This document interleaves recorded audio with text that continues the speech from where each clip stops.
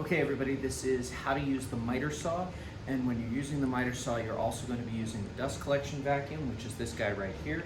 You know it's the dust collection vacuum because it has the dust collection system on it, and you're also going to need to know how to use the rolling stand.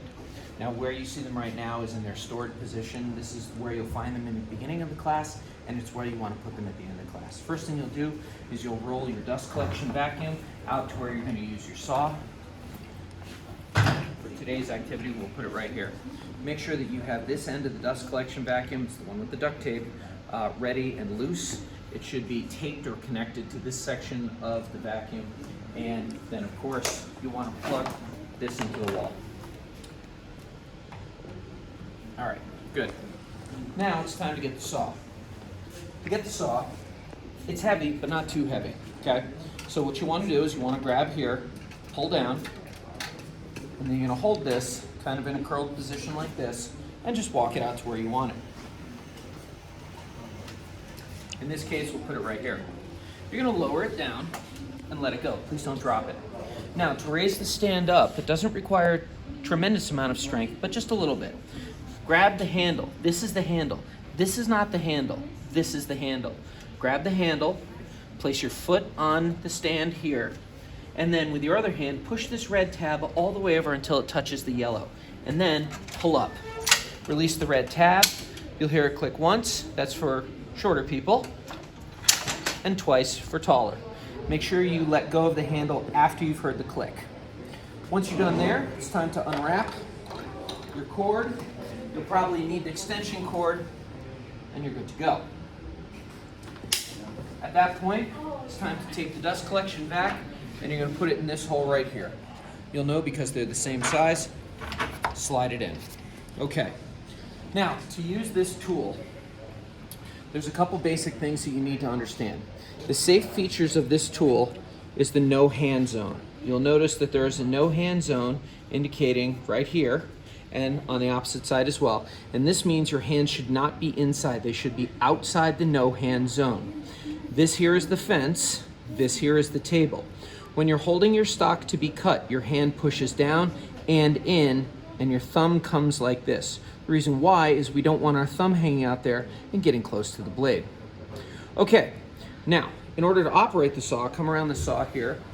In order to operate the saw, it's in the down and stored position. When you're done with your work, you should return the saw to this position, and you only start using the saw when it is in the down position. When it's time to use the saw, you're going to want to push down on the handle, just keep your hand flat, push down, and then pull this pin right here. It'll only slide a small amount, but that will allow the saw to raise up. Okay, now, if you can come around here, you will see that the activation handle has a safety here, which must be pushed in with your thumb, and then a grip trigger here. I'm going to pull it now so you can hear what the saw sounds like. Now, when you're cutting, you're going to want to hold your stock in the appropriate area, and there is a laser that comes with this tool. Now that laser is going to be on the waist side of your cutting line. You should have marked a line where you want to cut your wood, and the laser will fall slightly on the waist side of the line. And that's how you know that you're cutting the proper area. This guard will move up out of the way, but don't ever move it on your own. Allow it to move on its own. As you can see, it'll rise right up. The saw also can be moved forward and backwards by adjusting this knob right here. Just loosen it, and now the saw can slide forward and backwards. That's only used when you're cutting a wide board, which is probably not something you'll do.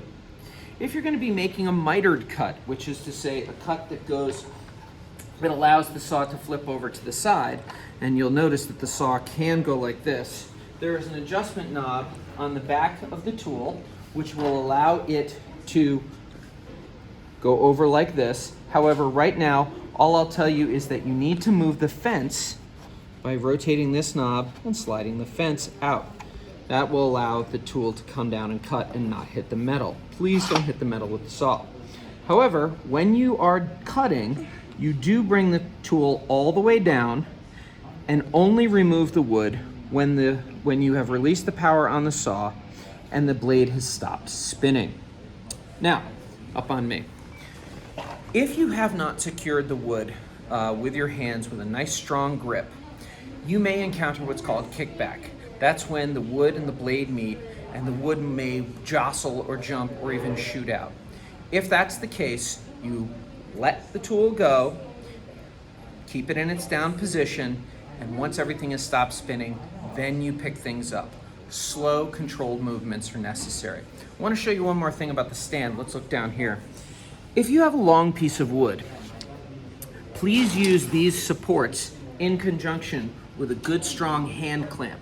And if you need a partner to do that hand clamping for you, please ask your safety partner to do that for you. All right, these can be adjusted out. They're on both sides. They're meant to be used to hold that long wood. So please make sure that you're using these so that there's no wobbly teeter-totter effect.